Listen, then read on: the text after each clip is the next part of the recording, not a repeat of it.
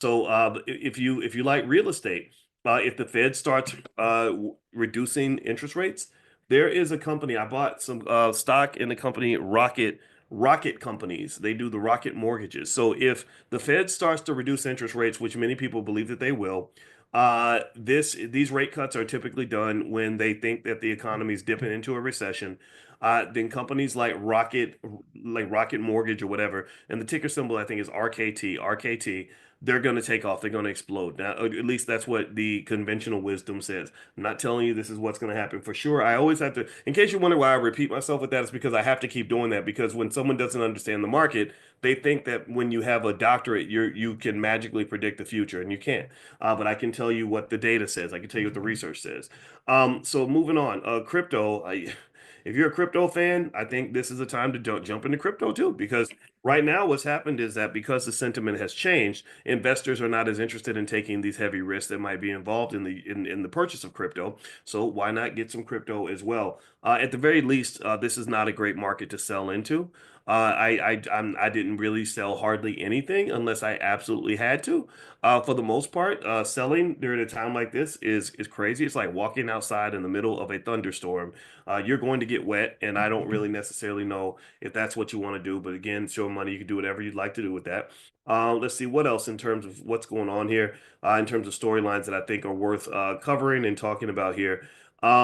Just in case you want to know, I don't know if anybody knows this, but the total market cap of the S&P 500 is like $48 trillion. They lost 3.5 trillion of that, but it's 48 trillion. So if you ever are trying to win like, trivia at a party or something, this might be something worth knowing. Let's see here. The other things you may want to know about this in terms of what the research says, there is a recession most likely coming. JP Morgan, I think, increased their odds of a recession overnight from 40% to 60%. I believe it was JP Morgan. So they're now at a point where they believe there's a greater than 50-50 chance that we're going to have a recession.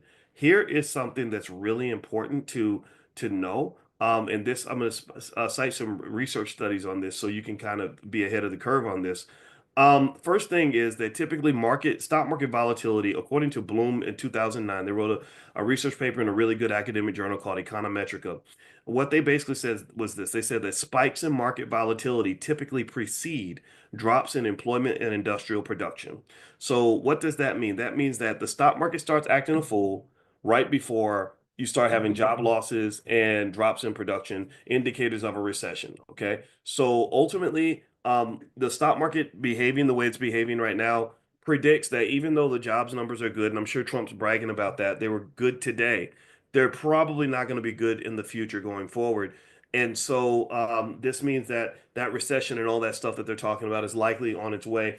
But here's another research study worth paying attention to, by two people named Reinhardt and Rogoff. And they said that after major financial or policy-driven crashes, this would be a financial and policy driven crash. This crash was a self-inflicted wound. Trump caused this with the tariffs for sure. It takes GDP a long time to recover. So you're going to hit a recession most likely. GDP, two quarters of negative GDP growth, all that stuff. But equity markets bounce back faster than the stock market. What does that mean? That means that if you're a stockholder, you're going to piss off all your friends. If you're an investor, your friends are you're gonna have haters to the ceiling. And I'm gonna tell you, haters are a sign of success.